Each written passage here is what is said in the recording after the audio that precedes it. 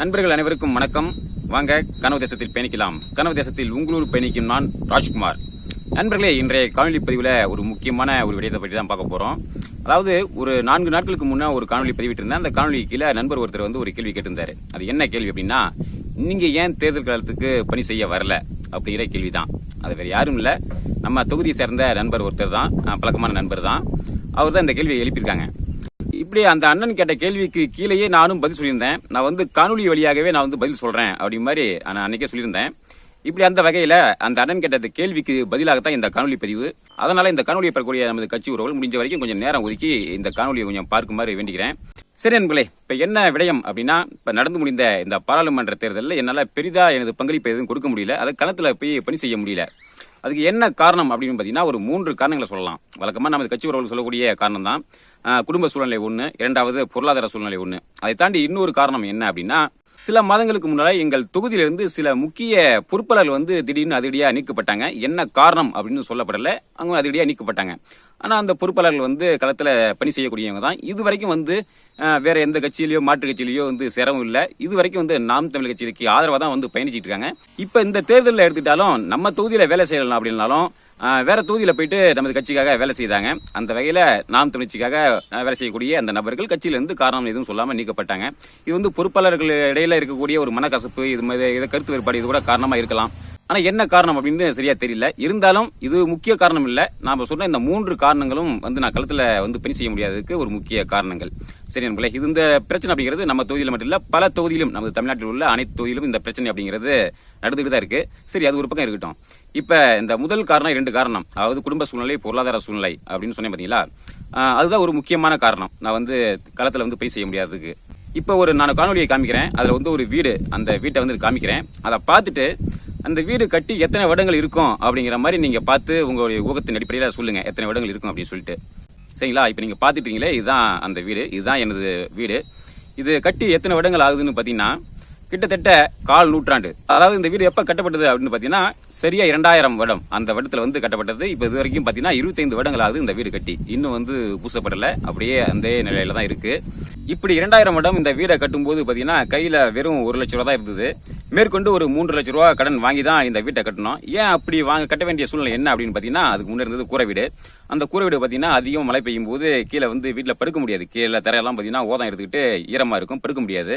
அந்த ஒரு காரணத்தினால வீடு வந்து அன்னைக்கு கட்டினாங்க. சரி, கட்டுறது கட்டும், கொஞ்சம் திருத்தமா மாடி வீடா கட்டிடலாம், மெத்தேடா கட்டிடலாம் அப்படின்னு சொல்லிட்டு அன்னைக்கு கையில இருந்த 1 லட்சம் ரூபாய் மேற்கொண்டு ஒரு 3 லட்சம் ரூபாய் கடன் வாங்கி அன்னைக்கு அந்த வீட்டை வந்து கட்டிட்டோம். அந்த வீடு கட்டினதுதான் நண்பர்களே. அதன் பிறகு அந்த கடன்ல இருந்து இது வரைக்கும் வந்து மீள முடியாம இன்னும் அந்த கடனிலேயே வந்து இருந்துகிட்டு இருக்கோம். இது வரைக்கும் பாத்தீங்கன்னா அந்த ஒரு 3 லட்சம் ரூபாய் கடன் வாங்கி வீடு கட்டணும். அதுக்கு வந்து வட்டி மேல குட்டி போட்டு இப்படி இது வரைக்கும் பாத்தீங்கன்னா இப்ப 25 வருடங்கள் ஆகுது. இன்னைக்கு வரைக்கும் பாத்தீங்கன்னா 18 லட்சம் ரூபாய் வட்டி மட்டும் அதுக்கு கட்டியிருக்கேன். என்ன கேட்கறதுக்கே ரொம்ப அதிர்ச்சியா இருக்குங்களா? ஆமா நண்பர்களே. அதனால பத்தி அன்னைக்கு சொல்லுவாங்க, இன்னைக்கு கிராமத்துல ஒரு பழமொழி சொல்லுவாங்க, கடன்பட்டார் நெஞ்சம் போல கலங்கினான் இலங்கை வேந்தன் அப்படிங்கிற மாதிரி. இன்னைக்கு கடன் இருந்தாலே அந்த குடும்பத்துல வந்து பாத்தீங்கன்னா நிம்மதி இருக்காது, மகிழ்ச்சி இருக்காது, ஒழுங்கா தூக்கம் இருக்காது, ஒழுங்கா சாப்பிட முடியாது, சாப்பிட்டாலும் அந்த சத்து வந்து உடம்புக்கு எடுத்துக்காது அப்படின் சொல்லுவாங்க. அப்படிப்பட்ட ஒரு சூழ்நிலை தான் இன்னைக்கு நானும் இருந்துகிட்டு இருக்கோம், எனது குடும்பத்துல வந்து இருந்துகிட்டு இருக்கோம்.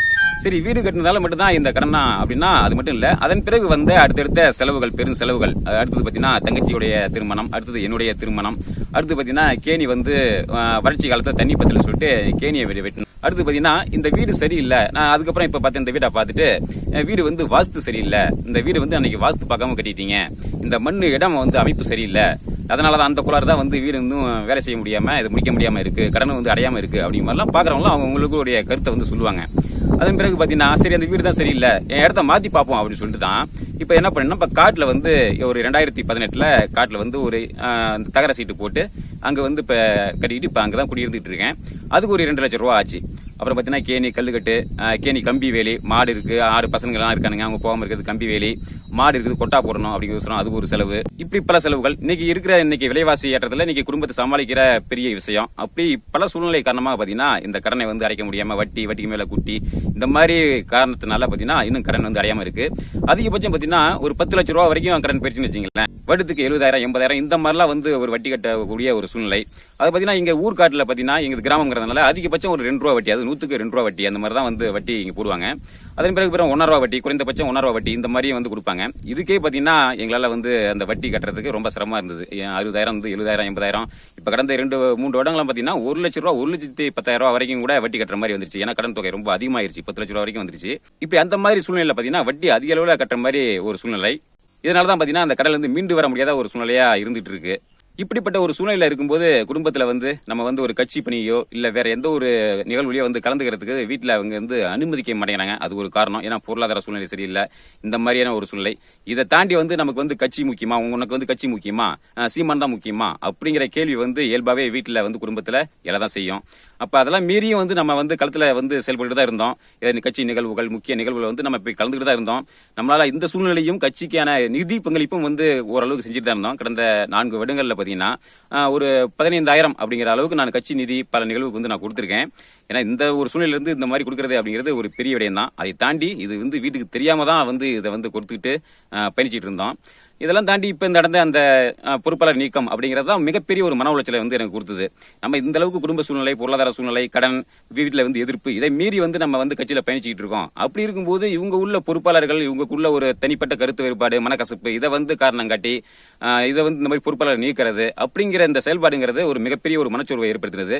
ஏன்னா என்ன பொறுத்தவரையில கட்சியில வந்து எந்த ஒரு பொறுப்பு பதவி இதுக்கெல்லாம் ஆசைப்படாம நம்ம தமிழ் தேசியம் வெல்லணும், நாம் தமிழ் கட்சி வெல்லணும், அண்ணன் சீமான் அவர்கள் வெல்லணும், அடுத்த தலைமுறைக்கான அரசியல் வெல்லணும் அப்படிங்கிற ஒரு மிகுந்த ஒரு எதிர்பார்ப்போட எந்த ஒரு சுயநலமும் இல்லாம பொதுநலத்தோட நம்ம வந்து பயணிச்சிட்டு இருக்க இந்த சூழ்நிலையில இந்த மாதிரியான செயல்பாடுகள் வந்து ஒரு மனச்சோர்வு வந்து ஏற்படுத்தினது. இந்த ஒரு காரணமாகத்தான் இப்ப நடந்து முடிந்த அந்த பாராளுமன்ற தேர்தலில் பெரிய அளவில் என்னால வந்து களப்பணிகளில் வந்து ஈடுபட முடியல. வேட்பாளர் கூட சென்று இந்த வாக்கு சேகரிப்பில் வந்து ஈடுபட முடியல. ஆனா அதை தாண்டி எனது கிராமத்துல கடைசி கட்ட நேரத்தில் ஒவ்வொரு வீடாக சென்று நம்ம கட்சியினுடைய கொள்கைகளை வந்து எடுத்து கூறி திண்ணை பரப்புரை மூலமா ஒரு 4 நாட்கள் வந்து எனது பணியை செய்தேன். அந்த அளவுக்கு தான் என்னால் செய்ய முடிந்தது.